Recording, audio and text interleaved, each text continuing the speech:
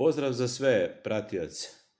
Poštovani pratioci, evo jedno malo uključenje povodom najnovijih dešavanja na YouTube sceni povodom gospodina Žarka Hrgića. Mislim, prateći ove sve videe koji nastaju na YouTubeu, naravno, svi mi imamo neku nepoznanicu, želimo da saznamo nešto novo, u stvari šta je početak, šta je sredina i šta je cilj. Naravno, u svakom videu koji se snimi mora da postoji neki cilj u nekom intervjuu. Ako nema cilja, onda nema ni suštine gledanja. Nadam se da ćete se složiti sa mnom. Na početku želim da vas pozdravim sve i da vam se zahvalim što ste se pretplatili na kanal Band Mimo i hvala svima onima koji su lajkovali moj video i koji su ga pogledali.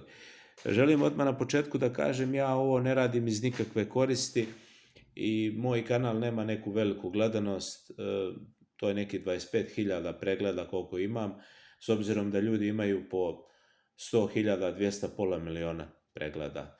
Što nisam nimalo ljubomoran i drago mi je da ljudi imaju i drago mi je da ljudi rade i neka rade i trebaju da rade. Svi se mi borimo na neki način u životu. I tako želim svim kolegama i da nastave da rade i neka rade. I sad želim da se vratim opet na ovu prvu stvar. Bilo je ovih dana, gledao sam kolege youtuberi što su počeli snimati, ali smatram da nikome od vas nije bitno da li je Žarko Hrgić imao tešku noć, koliko je popio pive, koliko je popušio cigara, da li je izašao, da li je otišao da prošeta. Ja mislim da nikome, onima koji gledaju, znači gledateljima koji gledaju eter, nije to bitno. Ljudima je bitno suština cijele priče, kud sve ovo vodi. To ljudi žele. Kud sve ovo vodi i da li će se išta desiti od onih stvari koje su bile pričane proteklih mjeseci, proteklih godina i da li će se doći do cilja. To ljudi žele da znaju. Evo, ja sam danas gledao nekoliko ovih priloga. Bilo je tu uobičajene priče, kako si spavao, hoćemo da odemo da prošetamo, hoćemo ovo, hoćemo ono, ne mogu, hladno mi je. To su sve neke priče koje su standardne. Međutim, želim da izdvojim jednog kolegu koji snima i želim ga ovim putem pozdraviti. Bilo mi je vrlo prijatno gledati njegov prilog. Kanal je, mislim, Toplina duše. To je vrlo interesantan momak koji je uspio da smogne snage. On je čak postavio 3-4 pitanja Žarku, gdje je Žarko po starom svom dobrom običaju odgovorio, suzdržao se, ali mislim da njegov odgovor nema nikakve veze. Čovjeka baš postavio mu je vrlo kulturno 3 pitanja i ja sam baš to želio da čujem, ali Žarko je to nekako odgovorio da je on to sve platio i da to sve može da se plati. Pa ne može se, gospodine Žarko, platiti ako je u drugoj državi i ako je zemlja uređena, ne može se baš tu sve platiti. Postoji neka pravila, postoji neki zakon gdje se ne može sve platiti.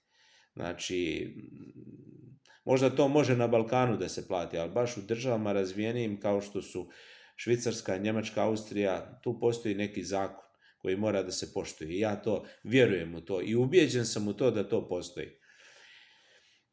I onda je on napravio taj prilog, u redu, čovjek je razgovarao s njim, naravno nije htio da postavlja više pitanja, da se Žarko ne bi uvrijedio, da Žarko ne bi digao tenzije i čak je čovjek napisao naslov da li poslije ovoga Žarka treba snimati. A to je ono što sam ja predvidio, da ova cijela priča koja se radi godinama i mjesecima, da nema suštinu, nema početka, nema sredine i nema cilja. A ako neka stvar nema cilj, onda i gledatelji koji gledaju nemaju taj draž, ili kako da to kažem, nemaju taj, kako da to kažem, nemaju tu interesantnost da to gledaju, tu stvar. Tako i ovo. Znači, ljudi žele da saznaju nešto, ljudi žele da im bude ugodno, da gledaju i da saznaju šta će se zapravo desiti. Šta će se desiti? To je ono, to je cijela priča. Ne samo dolazi da vidimo kako mu je prošla noć, kako je spavao, da li je izašao, da li je prošetao. Ma nije, sve isto. Sad zato ne znam zašto troši toliko vrijeme ako nema suštine. I nije mi jasno zašto Žarko Hrgić nije interesantan državi. On nije interesantan institucijama. On je samo interesantan youtuberima. U redu je i to. U redu je što ljudi dođu. U redu je što ljudi pomognu. U redu je što ljudi donesu. Sve je to u redu. Niko to ne osporava. Ali napravi prilog šta će se desiti sutra. Postavimo konkretno pitanje da vidimo njegovu reakciju.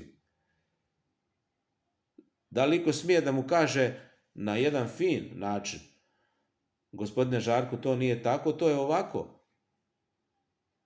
Ja sam isto živio tu, mogu to da potvrdim. Da vidimo tad reakciju, da li će biti reakcije i kakva će reakcija biti.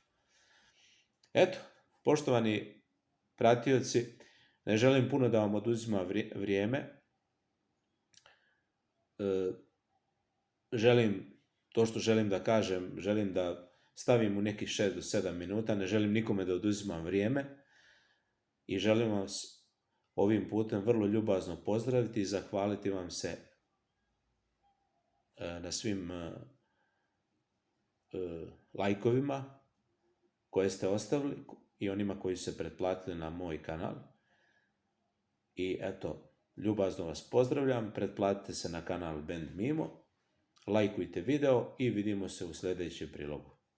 Prijatno!